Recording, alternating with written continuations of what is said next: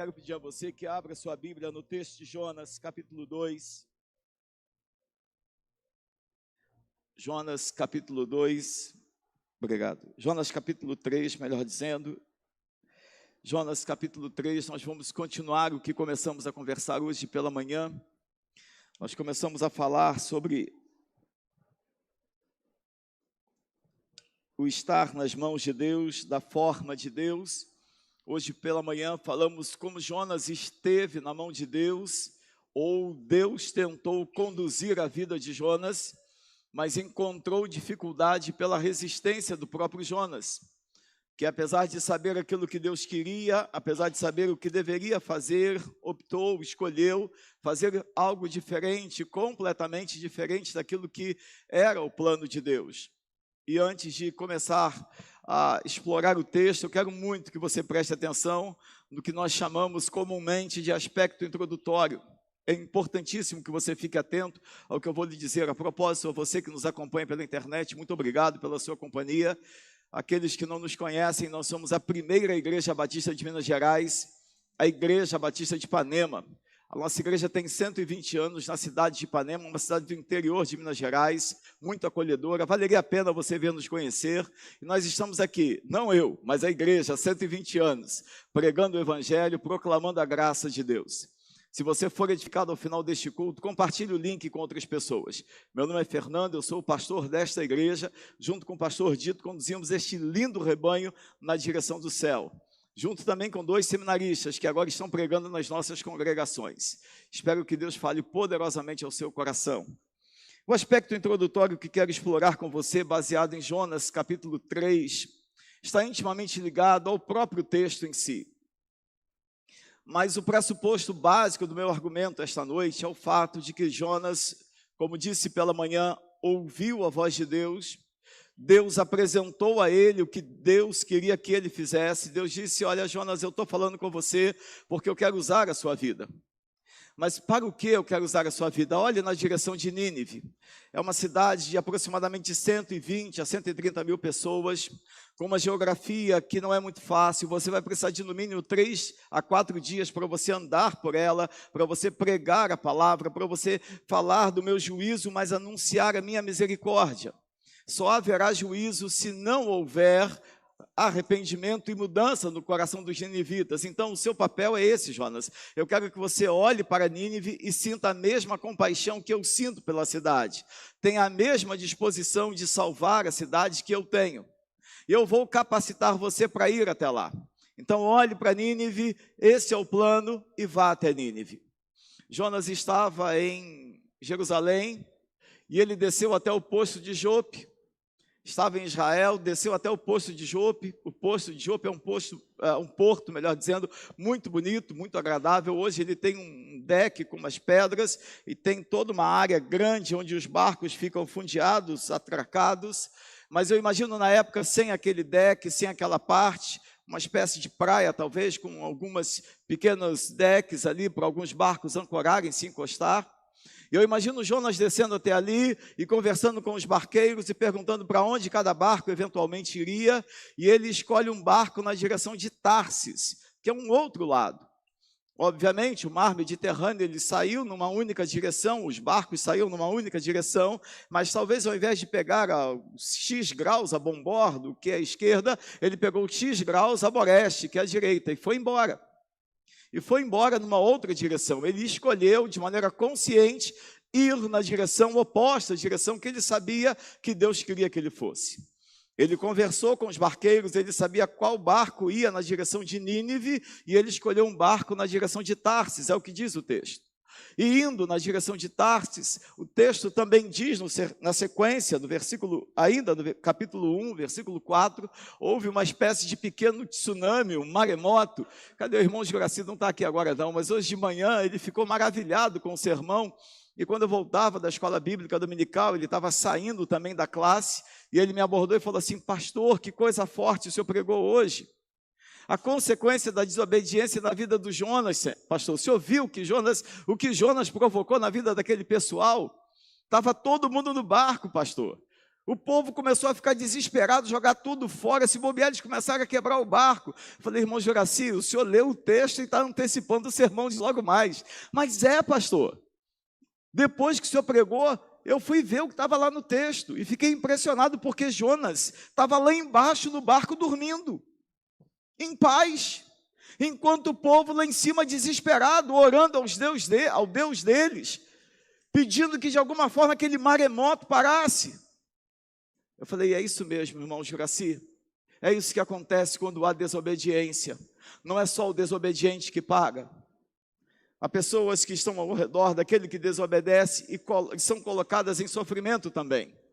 Um filho, quando desobedece à orientação dos pais, ele pode levar a família à bancarrota. Ele pode levar a família à desgraça, ao sofrimento. Quantos pais hoje sofrem porque filhos desobedeceram e pegaram o caminho da droga? Um marido que não ouve a esposa, simplesmente não é porque adulterou, pegou um caminho assim, mas olha, não ande com esses amigos, não negocie com essas pessoas, e depois de um tempo de envolvimento com pessoas erradas, se perde, e traz desgraça e sofrimento para a família. Quantos jovens, quantas meninas, quantos rapazes se colocaram em julgo desigual e a vida que levam hoje nos seus namoros, noivados e casamentos é uma vida de sofrimento, angústia, tristeza, estão longe de Deus, da casa de Deus, da obra de Deus, porque não ouviram conselhos. E foi isso que aconteceu com Jonas. Jonas ouviu a voz de Deus. Viu Deus falar com ele, Deus mostrou a ele o que queria, mas ele de maneira clara, de maneira autônoma, de maneira pessoal, intencional, ele escolheu. Desculpem o exagero na redundância, mas é isso mesmo, ele de forma intencional, independente, disse, eu não quero saber da opinião de ninguém, eu vou fazer o que eu quero, e foi o que ele fez. Ele entrou no navio na direção de Tarsis, e colocou a vida daqueles marinheiros em risco. Mas o texto segue, ainda no capítulo 2, na sua sequência. Ele chega num determinado momento, que o comandante do navio diz assim, rapaz, acorda, sai desse porão, você é o único que vai ficar em paz enquanto tudo isso está acontecendo. Sabe qual é a resposta dele? É por minha causa. É por minha causa que tudo isso está acontecendo. O desobediente aqui sou eu. Podem parar de quebrar o barco, de jogar tudo fora. Podem me jogar no mar. A hora que vocês me jogarem no mar, vai ficar tudo em paz. Olha que absurdo, olha que coisa esquizofrênica, louca, um homem cheio do temor de Deus, ou que aparentava ser alguém sensível à voz de Deus, porque era alguém que ouvia, que entendia, que compreendia a direção de Deus, mas ao mesmo tempo, para não obedecer a Deus, ele é capaz de colocar a própria vida em risco. Ele é capaz de se entregar à morte para não obedecer. Talvez você esteja sentado agora, quem sabe nos acompanhando pela internet, e achando um absurdo isso que Jonas faz. Mas olhe para mim, preste atenção. Quantas vezes você escolheu sair com os amigos, estar sentado a rodas, de escarnecedores, com bebida alcoólica, com coisas que não são agradáveis, estar em ambientes onde não cabe a sua esposa, não cabe o seu marido, não cabem seus filhos. Você está achando que é uma loucura o que Jonas fez? E o que eventualmente você faz com a sua própria vida? E as escolhas que você tem feito com a sua própria vida, você não acha que elas são escolhas que colocam a sua vida numa condição de risco eminente de morte? De uma separação eterna de Deus e talvez já aqui dos seus familiares, parentes e amigos? Foi uma loucura o que Jonas fez.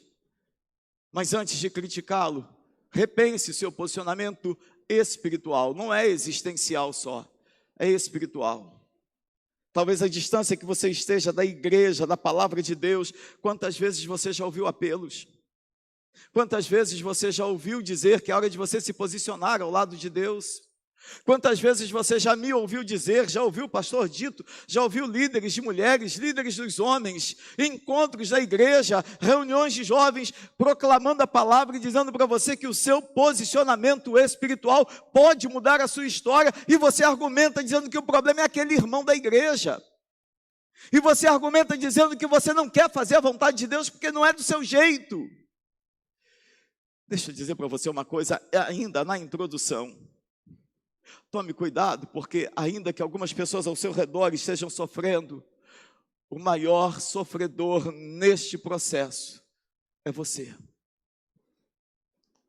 A sua letargia, a sua demora, a sua dureza de coração, que não passa de uma arrogância disfarçada de dúvida, que não passa de uma impertinência, uma resistência à graça, ao poder, ao amor, à misericórdia de Deus, disfarçada de dúvida, está colocando você na mesma condição que Jonas. Você está dizendo para o mundo ao seu redor: podem me matar, mas ainda não é hora de eu me firmar com Deus. Eu vou continuar do jeito que está, ainda não é hora de eu me batizar. Eu vou continuar do jeito que está, ainda não é hora de eu me comprometer com a igreja. Vamos deixar do jeito que está, ainda não é hora de eu assumir meu posicionamento sexual, que foi o que Deus me deu quando eu nasci. Ainda não é hora de eu parar de beber, a hora que Deus disser que é para eu parar de beber. Ei, Deus está dizendo agora, é hora sim. Para concluir o aspecto introdutório, uma outra coisa que me chama muito a atenção, é que na sequência do texto os homens jogaram Jonas na água. E Deus poderia ter desistido de Jonas. Eu não sei quantos aqui acompanham aspectos ligados ao mar, mas quando o filme Titanic foi gravado, foi filmado, James Cameron, diretor do filme, ele pegou uma espécie de submarino, uma cápsula, um negócio bem pequeno, muito resistente, e navegou muito fundo para tentar encontrar os destroços do Titanic e tentar reproduzi-lo de maneira fidedigna. Mas ele não foi só até onde estava o Titanic, ele tentou ir um pouco mais fundo. E ele tentou chegar às fossas das Marianas, um lugar chamado inóspito, um lugar praticamente inalcançável, de tão fundo que é. É o lugar mais fundo dos oceanos. É interessante que na leitura do texto, aqui no capítulo 2, fica muito claro que parece que Jonas foi lá. Porque ele diz que ele foi no mais profundo abismo. Ele foi em lugares que eram inóspitos, que não eram reconhecíveis. Ele se sentiu completamente no mais profundo abismo do mar. Eu e você não estamos na mesma condição do ponto de vista físico, geográfico. Mas às vezes estamos na mesma condição emocional, espiritual. Às vezes nós nos colocamos tão longe de Deus, tão longe do plano de Deus, que Deus mesmo assim nos pega lá nesse lugar, que é de completa solidão, de completo isolamento, onde você está. Você está cercado de gente, cercado de amigos, cercado de pessoas, mas se sentindo completamente isolado. E sabe por quê? Porque você está navegando para longe da vontade de Deus, para longe do plano original de Deus para a sua vida, para longe do propósito que Deus tem para você. O capítulo 3, e aqui assim eu encerro o aspecto introdutório, vamos entrar no texto. O capítulo 3 começa de uma forma que eu acho fabulosa. Veja o que diz o versículo 1, a palavra do Senhor veio a Jonas pela... O que está escrito aí? Olhe para cá, nem todo mundo tem uma segunda chance. Se eu pudesse dar um nome a esse tópico, seria esse: nem todos têm uma segunda chance. Se você lembrar do que falamos hoje pela manhã, no capítulo 1, Deus fala claramente com Jonas. Capítulo 3, depois de toda essa odisseia, de todo esse devaneio, de todo esse passeio no ventre de um grande peixe, depois de ser cuspido no lugar, andar até Nínive e chegar lá, Deus volta e fala com ele de novo. Deus volta e diz: olha, Jonas, vamos ou não vamos fazer a minha vontade? A primeira coisa que quero que você guarde é que nem todos têm uma segunda chance, mas quando a segunda chance acontece, ela não pode ser desperdiçada. O texto começa dizendo: a palavra do Senhor veio a Jonas pela segunda vez, dizendo: levante-se. Se você pegar o capítulo 1, versículo 2, levante-se e vá para a grande cidade de Nínive. Versículo 2 do capítulo 3, levante-se e vá à grande cidade de Nínive e pregue contra ela a mensagem que eu lhe darei. Deus repete as mesmas palavras. Deus diz: Jonas, eu não mudei de ideia. A sua pirraça, o seu queixume, a sua murmuração, a sua falta de obediência, a sua inclinação para fazer só o que você quer, não me fez mudar de ideia. Não é porque você não quer fazer o que eu estou mandando você fazer, que eu vou, como aquele papai que mima filho, como aquela mamãe que mima o filho, eu vou me adequar a você. Não, não tem essa conversa, Jonas. Ou você se adequa à minha vontade, à minha direção, ou você faz o que você quer. Mas nesse caso, Deus não deu a opção a Jonas, porque Deus queria usar a vida dele. A sensação que eu tenho, que se nós olharmos esse texto do ponto de vista da salvação, do ponto de vista do plano de Deus para nos salvar, para mudar a nossa história, para entrar na nossa vida, Deus nos dá segundas chances, não para que nós apresentemos a Ele a lista das nossas vontades e necessidades. Deus nos dá segundas chances, como quem diz assim: entendeu o que eu quero para você? Está disposto a fazer a minha vontade? Porque se não tiver, o sofrimento vai ser maior. Antes de seguir no texto, eu preciso dizer isso a você. Você precisa compreender isso. Deus esta noite está chamando você pelo nome e está te dando mais uma chance. Não é uma chance para ser membro da igreja. Esse é um dos passos. Não é uma chance para se batizar. Esse é um dos passos. Não é uma chance para ser líder na igreja, talvez seja esse um dos passos. Ou a chance que Deus está dando a você, é dizendo para você novamente tudo que Ele sonha, tudo que Ele quer, tudo que Ele planeja para você e que ainda não acontece porque você ainda faz força de levar a vida, de andar, de viver, de fazer as coisas do seu jeito. De vez em quando, eu corro na esteira.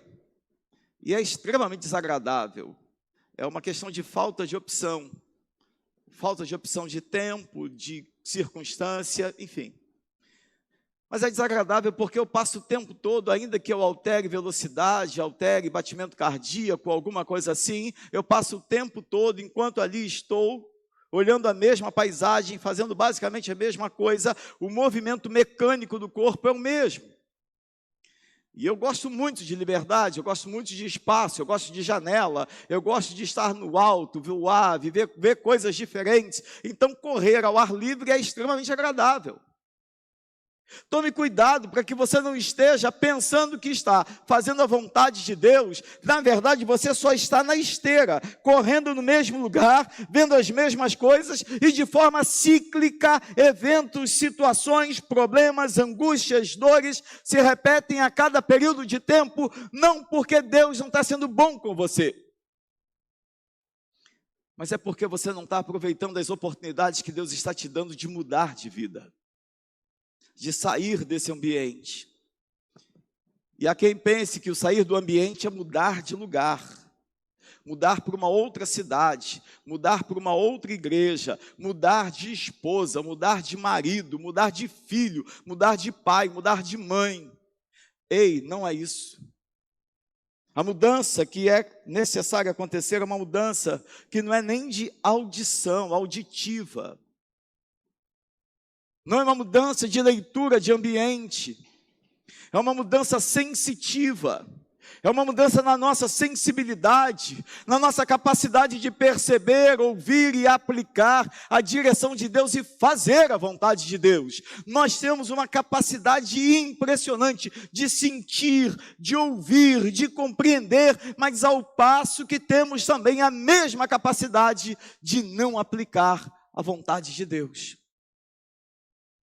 E aqui é que a coisa engrossa, como costumo brincar dizendo, é aqui que a sopa azeda. Porque muitos de nós sabemos exatamente o que Deus quer. mas não abrimos mão do que queremos. E trabalhamos o tempo todo tentando conjugar, coadunar a vontade de Deus com a minha vontade. Eu sei que Deus não quer que eu namore em julgo desigual. Eu sei que Deus me fez homem, me fez mulher, mas eu escolho viver de um outro jeito. Mas eu não abro mão de ir à igreja. Eu não abro mão de cantar, de estar no altar, de pregar, de fazer e acontecer. Eu não abro mão de sair com os meus amigos e beber de vez em quando. Mas eu quero continuar tendo determinadas práticas. Eu sei que Deus mandou eu honrar meus pais e valorizá-los. Mas tem horas que meu pai e minha mãe falam coisas que eu não aceito, então eu preciso me impor. Eu preciso bater boca com eles e colocá-los no lugar deles. Não, mas eu tenho temor de Deus. Eu sou cheio do Espírito Santo. Não, não é. Quem age assim não é cheio do Espírito Santo. É cheio de talento, é cheio de capacidades, é cheio de percepções, mas é vazio de Deus. Porque o preço que se paga para servir a Deus é o preço do negue-se a si mesmo, tome a sua cruz e me siga. Deixa eu dizer uma coisa para você que tem me impressionado. Eu gosto muito de acompanhar vídeos de academia, e tem umas irmãs da Assembleia de Deus que fazem academia. Eu nunca vi aquelas irmãs de decote, de roupa coladinha. Consegue entender? Mas elas não deixam de ir à academia.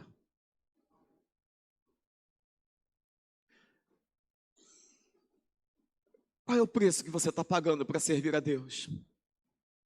Porque Jonas ouviu a voz de Deus a segunda vez e foi fazer a vontade de Deus, mas sem querer pagar o preço por obedecer à voz de Deus. E Deus não quer isso mais. Deus não quer me ver aqui no altar, servindo a Ele, sem pagar o preço, quando ninguém está me vendo. Quando eu estou sozinho, quando está só eu e minha esposa, quando é só eu e os meus filhos. Eu estava agora angustiado. A Sofia, graças a Deus, vem, daqui a pouco ela está pegando um ônibus de Atibaia para Belo Horizonte, e de Belo Horizonte pegará um ônibus para cá. E eu estava angustiado, porque ela vai sair do seminário onde ela está, e até a rodoviária ela vai sozinha. E eu me alterei com a Raquel. Quando eu digo me alterei, falei de uma forma um pouco mais áspera, ainda que tenha falado baixo, eu não sou de falar alto. Não, Fê, então fala você com ela. Eu falei, não, Raquel, é você que é mãe, você que tem que interagir, coisa e tal. E aí a Raquel falou, conversou, orientou, e eu abaixei a cabeça ali, comecei a orar e falei, Senhor, não deixa minha filha vir sozinha, pai, ela vai vir sozinha num ônibus, Deus. E eu comecei a pedir a Deus para guardá-la, encher o ônibus de anjo, de gente. Nossa, Deus, eu falei, Raquel, não vou dormir essa noite. Não vou. Aí eu fui lá atrás para colocar o microfone, ajeitar, e a Raquel me parou e falou assim, Fê, a Sofia conseguiu mais 2 colegas para dividir o Uber com ela até a rodoviária. Esse foi o meu sentimento, glória a Deus, assim, tipo o sorriso da Eva ali agora, esse foi o meu sorriso. Por que eu estou dizendo isso? Porque é assim que Deus faz, quando a gente se deixa cuidar. Deus sabe que eu não posso me despencar agora para ir lá em Atibaia buscá-la. Ele sabe o quanto isso é importante. E Ele sabe o preço que está sendo pago por mim, pela Raquel, por estar aqui e não poder estar lá. É um preço que a gente paga com prazer. É bom estar aqui pregando a palavra de Deus e olhando cada rosto que eu estou vendo agora. É prazeroso, é gostoso. Pensa numa coisa boa. É bom ser pastor da Igreja Batista de Ipanema. Aleluia! Mas o coração está apertado, porque minha filha está vindo de Atibaia. Como é que eu faço? Ouvi a voz de Deus e estou aqui fazendo a voz de Deus, a vontade de Deus com prazer. Onde eu quero chegar? Num ponto simples. Jonas diz o texto, sequência do versículo 2, levante-se, vá à grande cidade de Nínive, pregue contra ela a mensagem que lhe darei. Versículo 3, Jonas se levantou, foi a Nínive, segundo a palavra do Senhor. Ora, Nínive era uma cidade muito importante diante de Deus. Veja na sua Bíblia agora, grife essa expressão. Eram necessários 3 dias para percorrê-la. Jonas começou a percorrer a cidade o caminho de 3 dias, é o que está escrito aí? Quantos dias? Quantos dias?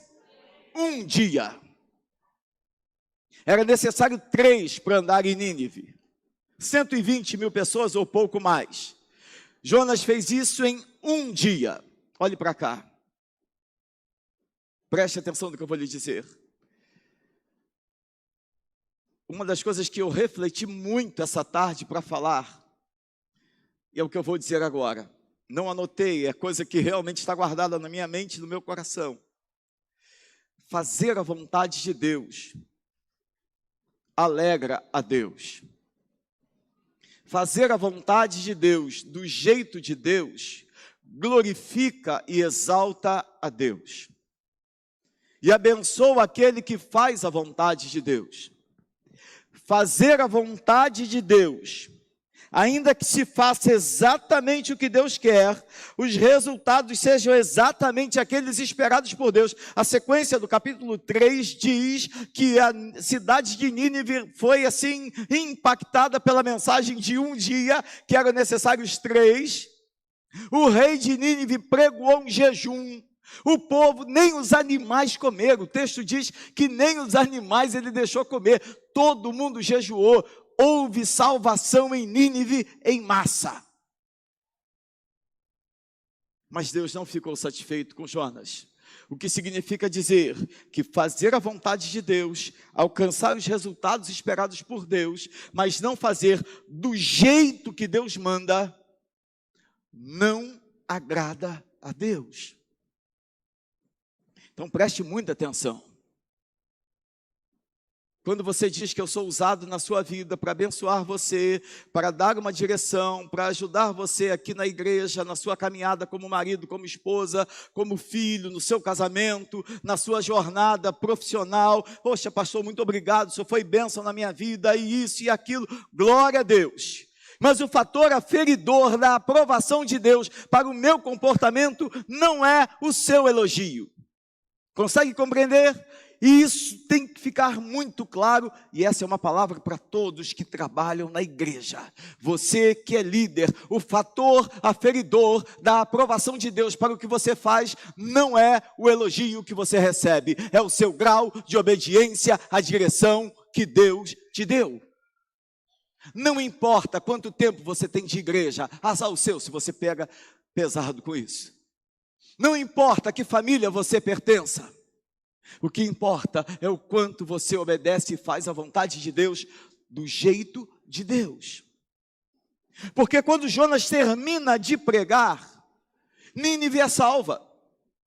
O restante do capítulo 3 parece que Jonas sai de cena. Ele fica lá de longe, observando Nínive se quebrantando, chorando, sendo transformada. O rei jejuando, vestindo panos de saco e cinza e andando pela rua e clamando, não pode comer, vamos orar, vamos clamar misericórdia, e isso acontece. Mas quando você pega o capítulo 4, Deus chama Jonas e diz assim: Jonas, que papo é esse? Não, senhor, está tudo bem, quero conversar com o senhor não, mas está tudo bem. Eu imagino o Jonas falando isso. Não, como assim, Jonas? Que cara é essa? Está chateado por quê? Nínive está salvo, era o que eu queria. Mas eu estou percebendo que você não está satisfeito com o que eu estou fazendo. Por que você não está satisfeito, Jonas? Senhor, eu sei que o Senhor é misericordioso, eu sei que o Senhor é bom. Era isso que eu não queria que acontecesse. Esse povo tinha que ser duramente punido, julgado, a tua mão tinha que pesar. Eu imagino esse diálogo se desenvolvendo entre Jonas e Deus. Eu não quero me ater e entrar no capítulo 4, nós não vamos usá-lo, não é objeto da nossa observação. O objeto da nossa observação esta noite está no fato de que fazer a vontade de Deus, alcançar os resultados esperados por Deus, mas não viver como Deus quer que você viva e não fazer o que Deus quer que você faça, do jeito que Deus quer que você faça, não torna você aprovado por Deus. Mas pastor, eu estou cantando tão bem. Mas pastor, eu tenho feito estudos, eu estou levando tão a sério o trabalho que eu faço na liderança dos jovens. Fator determinante é se você fez o que Deus queria, do jeito que Deus queria. O que Deus mostra nesse texto é que Deus não precisava de Jonas para alcançar a salvação daquela cidade. Não precisava. Eram 3 dias que ele tinha que levar, ele levou 1 dia, a cidade foi salva, então Deus não precisava dele. Deus cumpriu o propósito dele, apesar do comportamento de Jonas. O texto diz, no versículo 4, Jonas começou a percorrer a cidade no caminho de 1 dia e pregava, dizendo, ainda 40 dias e Nínive será destruída. Versículo 5, os ninivitas creram em Deus, proclamaram o jejum e vestiram roupa feita de pano e saco, desde o maior até o menor. Versículo 10, Deus viu o que fizeram, como se converteram do seu mau caminho, e Deus mudou de ideia quanto ao mal que tinha dito que lhes faria e não fez. Versículo 1 do capítulo 4 e versículo 2 dizem assim, mas Jonas ficou muito aborrecido e com raiva, e ele orou ao Senhor e disse, ah, Senhor, não foi isso que eu disse estando ainda na minha terra? Por isso me adiantei fugindo para Tarsis, pois sabia que tu és Deus bondoso e compassivo, tardio em irar-se e grande em misericórdia, e que mudas de ideia quanto ao mal que anunciaste. Eu quero concluir a minha fala esta noite, chamando a sua atenção para essa expressão aqui de Jonas, que mudas de ideia quanto ao mal que anunciaste. A sensação que eu tenho é que Jonas está chamando a nossa atenção para algo que ele não percebeu. Ele não percebeu que num primeiro momento Deus falou com ele, e quando ele se rebelou indo para Tarsis, Deus poderia ter simplesmente manifestado juízo sobre ele, pesado a mão e ter escolhido outra pessoa e ter usado outra pessoa. Mas, entre aspas, Deus mudou de ideia em relação ao próprio Jonas, foi misericordioso com o próprio Jonas e deu a ele uma segunda oportunidade. Que coisa curiosa. Uma pessoa que teve uma segunda oportunidade, achando que os outros não podiam ter. Você já parou para pensar quantas vezes você deixou de perdoar pessoas depois de Deus ter perdoado você? Você já parou para pensar quantas vezes você criticou pessoas, foi duro no seu julgamento contra pessoas e situações, e esqueceu o quanto Deus foi misericordioso com você? Você já parou para pensar quantas vezes Deus te deu novas oportunidades? E como diz o versículo 1 do capítulo 3, quantas vezes Deus falou pela segunda vez com você? E você não tem falado a segunda vez com ninguém? E você não tem se dado ou dado a oportunidade a outras pessoas? Sabe o que Jonas nos ensina nesse texto? Jonas nos ensina esta noite que é possível estar nas mãos de Deus, ouvir a voz de Deus, trabalhar para Deus, alcançar os resultados que Deus espera e, no fim das contas, ser reprovado por Deus. Sabe por quê? Porque apesar de levar a segunda oportunidade para outros, eu não me coloco nas mãos de Deus, me submetendo à sua segunda oportunidade. A sua vida está nas mãos de Deus? Você está nas mãos de Deus? Eu disse uma coisa na quarta-feira, hoje pela manhã, e vou repeti-la agora. A nossa vida só está nas mãos de Deus. Deus só é de fato o Senhor da nossa vida, quando aquilo que mais nos contraria fica à mercê do seu agir. Aquilo que mais é um ponto de convergência, ou melhor, é um ponto de desgaste, de tensão, de aborrecimento, de estresse, ou quem sabe um ponto de referência para você manter um estilo de vida. Para Jonas, pregar em Nínive era algo completamente absurdo, incoerente. Ele tinha motivos históricos, pessoais, familiares para não ir a Nínive, e era exatamente isso que Deus queria mudar. Deus queria usá-lo onde a sua história familiar tinha sido duramente açoitada, onde ele havia sofrido. É lá que eu quero que você vá, porque eu quero que você vá como alguém que leva a segunda oportunidade, como alguém que leva perdão.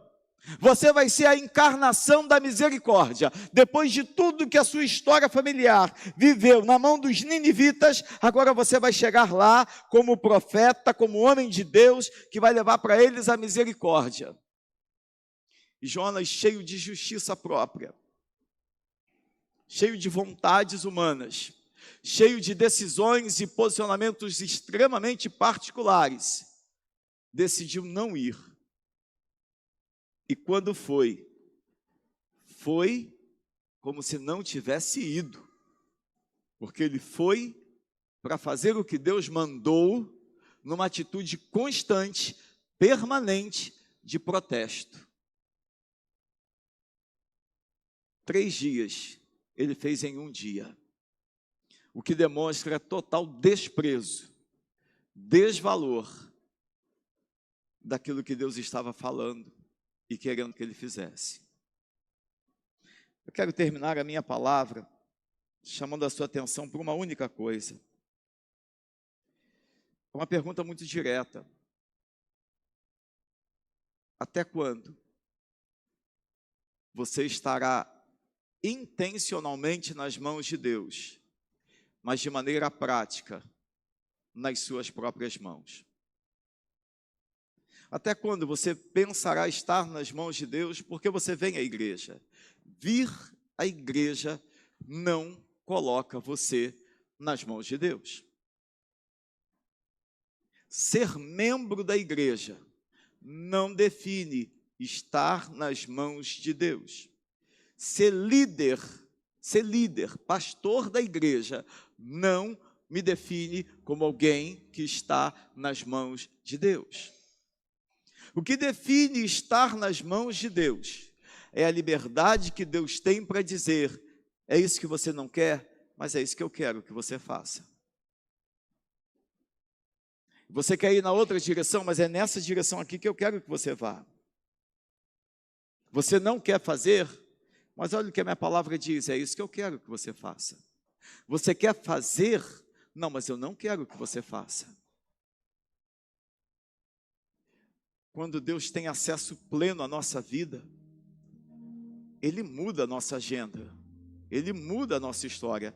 A Marta me comentou agora de uma experiência que ela teve que mudou completamente a agenda dela, perdeu o voo, uma série de coisas aconteceram, e ela depois concluiu que Deus interferiu, porque ela tinha que ser usada na vida de uma pessoa, que hoje, mesmo distante, ela caminha com a pessoa, evangelizando a pessoa. Quando a nossa vida está nas mãos de Deus, Deus faz o que quer. Olhe para cá. Ter a vida nas mãos de Deus não é para eu fazer o que eu quero. Está claro? Eu vou repetir. Ter a vida nas mãos de Deus não é para eu fazer o que eu quero. Quando a minha vida está nas mãos de Deus, eu sou levado o tempo todo a fazer o que Deus quer. E isso não pesa. Eu posso ficar preocupado com coisas que estão longe, filho que está longe. Mas o prazer de estar na mão de Deus, fazendo o que Deus quer, me traz paz, e Deus logo dá sinais de que Ele está cuidando. Eu posso estar distante daquilo que era o meu sonho, a minha vontade, mas eu começo a encontrar tanto prazer estar fazendo a vontade de Deus, que logo aquilo que parecia objeto de prazer e satisfação perde o sentido. Sabe por quê? Porque Deus começa a me trazer uma alegria muito grande com aquilo que Ele está fazendo. Deus cuida daqueles que estão na mão dEle. Todo crente que tem a sua vida na mão de Deus tem prazer, vive bem. Não é o crente mais rico da história da cidade, não se torna um Salomão, não se torna alguém que se veste muito bem, que vai morar na melhor casa, que vai ter a melhor vida, mas vive melhor do que muita gente que tem tudo isso. Sabe por quê? Porque tem muita gente que tem tudo isso, mas não tem a vida na mão de Deus. Então precisa toda hora agregar coisas, enxertar coisas, colocar coisas para tentar dar sentido à vida. Ter a vida nas mãos de Deus é ouvir uma vez Deus falar, e ainda que o coração se endureça, quando Deus fala a segunda vez, encontra prazer no fazer a vontade de Deus. Esta noite eu quero convidar você a entregar a sua vida ao Senhor. Quero falar com você que já é membro da igreja, com você que nos visita mesmo sendo membro de alguma outra igreja, mas que não tem a sua vida plenamente nas mãos de Deus. Eu preciso desmistificar uma coisa: ter a vida nas mãos de Deus não é ter vontades autenticadas, ter desejos realizados, realizar sonhos e planos. Isso é uma consequência que Deus até nos traz como benefício, como bênção, mas ter a vida na mão de Deus é viver exclusivamente para Deus. Esta noite Deus está perguntando a você: até quando você vai me usar para se realizar, sem deixar que eu tenha a sua vida nas minhas mãos? Você pensa que me tem em suas mãos. Você ora a mim, você me busca, você pega a minha palavra, põe ela debaixo do braço, vai com ela para lá e para cá e acha que eu estou com você. Ei, eu não estou com você. Eu estarei com você e você estará na minha mão quando você deixar eu te conduzir. Quando você abrir mão daquilo que você sabe, que eu já disse para você que não é o meu plano. Quando você tiver coragem de deixar na minha mão, aos meus pés, aquilo que eu já disse para você, que não é para você. Uma das maiores lutas que nós vivemos na nossa história foi para ter filhos. Depois da segunda perda, nós oramos consagrando ao Senhor esse desejo. E entre aspas, abrindo mão. Se for o teu plano, Senhor, nos dê. Mas se não for, nos faça encontrar prazer naquilo que o Senhor tem feito hoje. E nós esquecemos, até que o médico disse que não era possível ter filho. E aí a gente começou, entre aspas, a pensar em desistir definitivamente. Aleluia!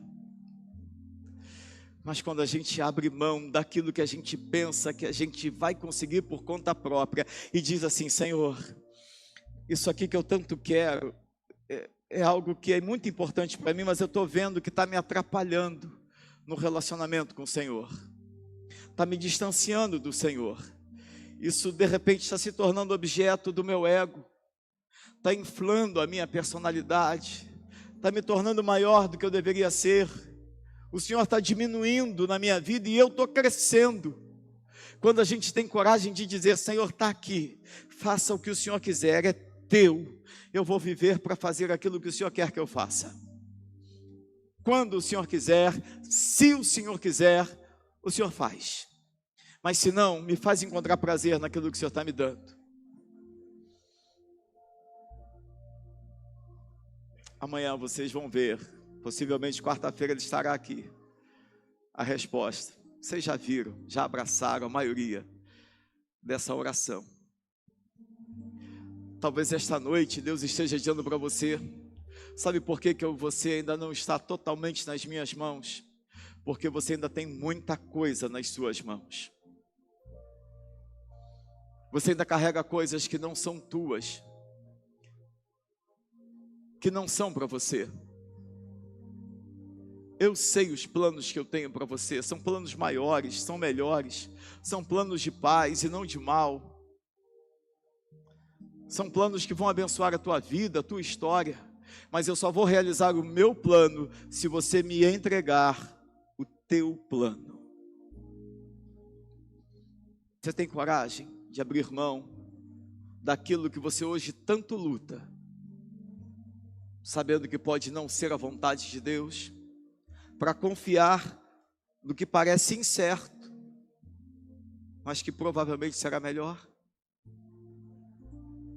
Abaixe a sua cabeça, feche seus olhos. Senhor, eu quero apresentar ao Senhor a vida destes irmãos e amigos aqui à frente. Essas pessoas estão dizendo: Pai, eu pensei que a minha vida estivesse em Tuas mãos. Eu pensei que eu estivesse no caminho certo, mas não estou. Ah, Senhor, em nome de Jesus, nós temos aqui pessoas que estão aqui pela primeira ou segunda vez. Pessoas que já nos visitam com uma certa frequência, mas hoje se posicionam. Ah, Deus, escreva esses nomes no livro da vida. Derrame sobre eles o Teu Espírito Santo, salve-os, ó Deus, lave-os com o sangue do Cordeiro de Deus que tira o pecado do mundo, santifique-os, ó Deus, separe-os e use-os para a glória do Teu nome. Que de hoje em diante eles estejam entre aqueles que eternamente habitarão o lar celestial. Mas aqui nesta terra, que comecem a provar deste cuidado, desta condução, desta direção nova, de quem tem a vida em Tuas mãos, de quem está sendo cuidado pelo Senhor, de quem está sendo dirigido, conduzido, orientado pelo Senhor. O Senhor conhece a dor, a tristeza, os medos, as inseguranças, as lutas que cada uma dessas pessoas estão enfrentando, mas o Senhor também sabe o quanto esta noite elas declaram a confiança no Senhor. Por isso eu te peço, Pai, em nome de Jesus, comece hoje uma segunda oportunidade, como o Senhor fez com Jonas. Comece hoje uma segunda etapa, uma nova história, uma nova caminhada.